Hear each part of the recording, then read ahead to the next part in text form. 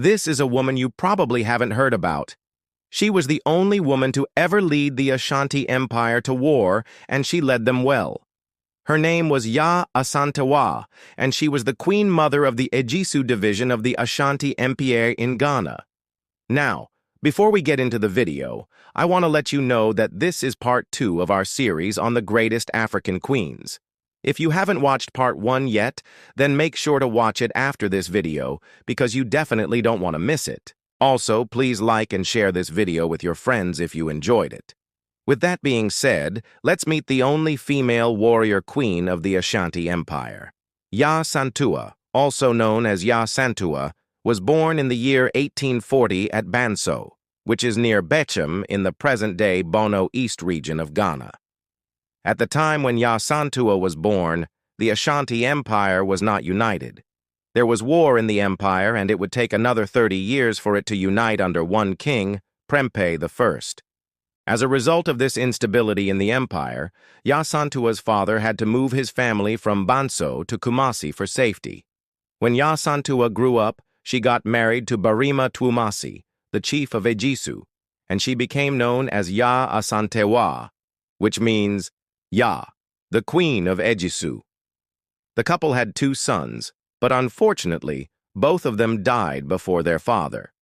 So when her husband, Barima Twumasi, passed away in 1900, Yaa Asantewaa took over as the chief of Ejisuman because the throne passed to the wife in the event the male children died before the king. Although Yaa Asantewaa was a woman, she did not let that hinder her ability to rule effectively. In fact, according to accounts from the time, she was an effective leader who was loved by her people. She ruled over the Ejisuman for 17 years until the British came to take over the Ashanti Empire. The British had been eyeing the Ashanti Empire for some time now, and they had already taken over the neighboring states. So it wasn't long before they set their eyes on Kumasi, the capital of the Ashanti Empire.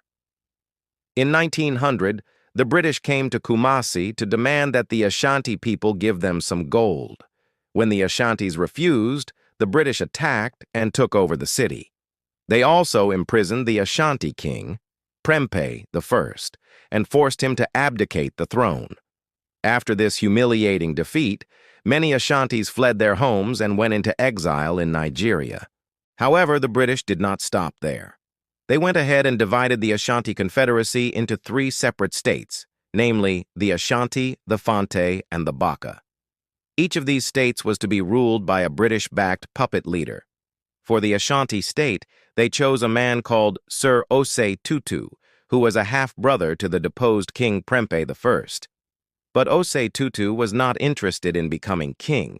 He tried to decline the offer, but the British would have none of it. They forced him to accept the position, and he was installed as the new Ashanti monarch. Osei Tutu knew that he was only the puppet of the British, and he needed help from the Ashantis to regain their independence. So he reached out to Yaa Asantewaa, who was the most powerful and influential queen in the empire, and asked her for help.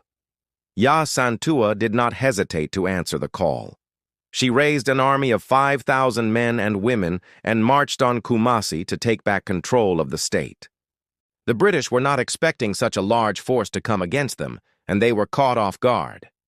Yaa Asantewaa and her army fought bravely and were able to capture Kumasi without much difficulty.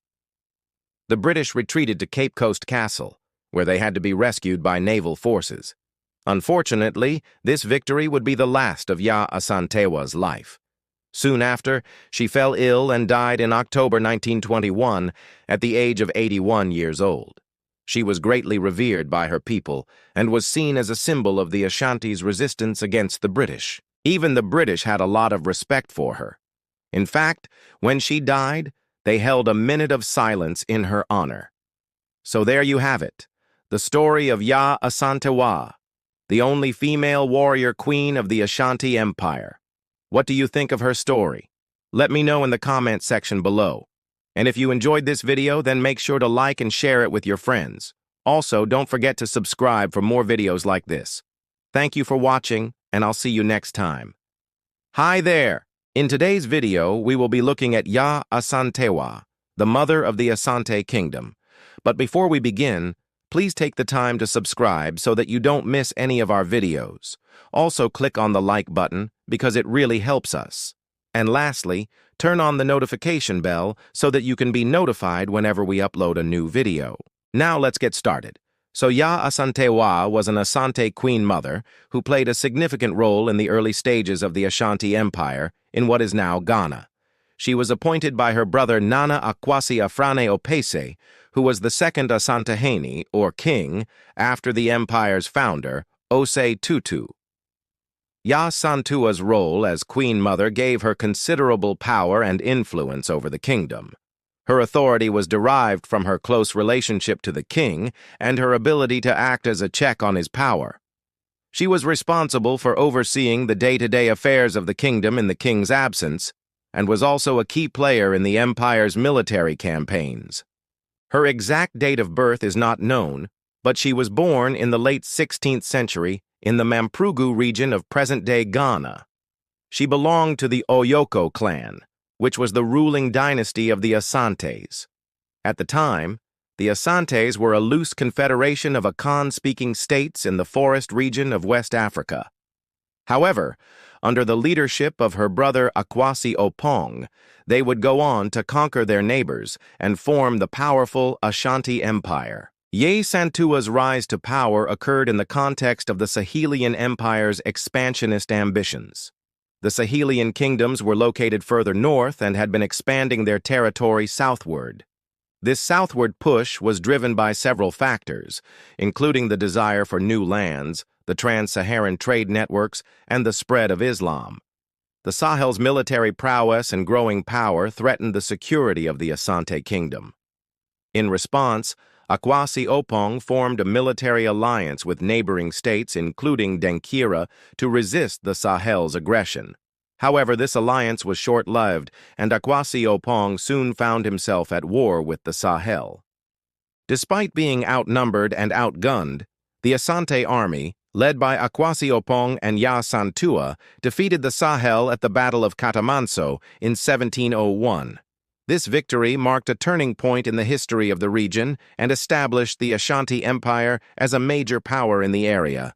After the battle, Akwasi Opong was captured and killed by the Denkira, and Yaa Asantewaa took over the kingdom as regent for her nephew, Opoku Ware, who was too young to rule. During her reign, Yaa Asantewaa faced many challenges, including internal rebellions and external threats from the British and the Dutch. However, she was able to maintain the kingdom's stability and prosperity by using her intelligence, diplomacy, and military skills. One of her most significant achievements was the establishment of the Ashanti Confederacy, a political union of several Akan states, including the kingdoms of Agzim, Banso, and Fante. This confederation provided the Ashanti with much-needed support and resources to resist European colonization. However, despite her efforts, the Ashanti Empire would eventually be conquered by the British in the early 20th century. Yaa Asantewaa died in 1921, after a long and eventful life. She is remembered as one of the greatest rulers of the Ashanti Empire and is celebrated for her bravery, intelligence, and dedication to her people. So there you have it, a brief overview of Yaa Asantewaa's life and accomplishments. We hope you enjoyed this video and learned something new. If you did, please don't forget to like and subscribe. Your support means everything to us, and we look forward to bringing you more fascinating stories in the future. Until then, stay tuned and keep exploring. Thank you and goodbye.